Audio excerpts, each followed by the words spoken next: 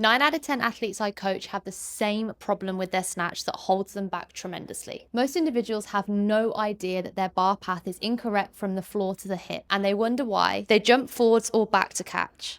They can't get under the bar confidently. They feel like they're stuck at a certain weight and can't get past it, or generally feel like the movement is super clunky. Today we're going to run through what these problems look like and simple ways to fix them. And trust me, these all work and what I actively use to coach my athletes day in, day out. Let's start with the setup because at least half of the athletes go wrong here.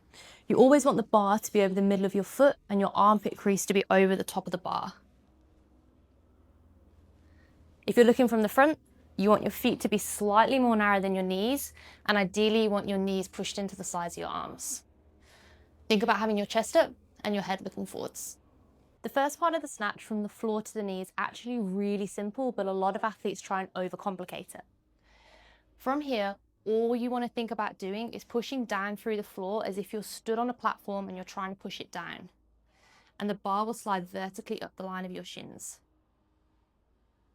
Make sure that your arms are dangling loose and there's no tension in them. Eyes stay forwards and the line between your shoulder and your hips doesn't move. What a lot of athletes do here will be to shoot their hips up first. And we call this a stripper snatch. If things haven't already gone chaotic from the first part of the snatch between the ground and the knee, this portion between the knee and the hip normally causes problems. Now, one of three issues normally arise here. The first one being a ghost snatch, which is where once the athlete gets the bar to the knee, they then don't touch the hips and they come up like this. So as you can see, the bar is completely missing any contact with my thighs. The second two are similar, but they're slightly different. One of them is where the bar will get pulled in early with a straight arm pull to here. So it looks like this. And the second one, similarly, but slightly different, the bar gets pulled in with a bent arm. Looks like this.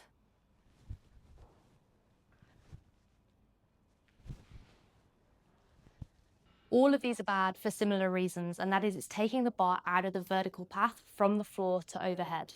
More often than not, then this causes the bar to move on a diagonal line backwards and forwards, which creates a forward and back momentum where the snatch turns into a hinging movement instead of a vertical drive. So to avoid this loopy bar path, which we see so often, there are a couple of really simple drills that we can do. So Andy's here for a nice visual so that you can see that my bar is going to stay on the vertical line the whole time. Remember that initial pull is simply pushing the floor down. And from here, we need to practice simultaneously sliding the knees forwards and driving the chest upright to bring the bar up the line of the body without pulling it back in or taking it away. Okay, so from the knee, we're going to slide the knees forwards, drive the chest up, keeping the bar in a nice vertical path. Slide the knee forward, drive the chest up, nice vertical path. And whilst I'm doing this, the whole time I'm thinking about pushing down through the floor with my feet, and I'm thinking about letting my arms dangle. So from the floor to the hip, my arms are really loose. Everything is legs. It's leg drive into the hips. So leg drive into the hips. So that's the most common drill that I get my athletes to do, which is essentially just a snatch deadlift, but keeping the bar in a vertical plane, keeping the armpits and shoulders directly over the bar and the bar over the middle of the foot.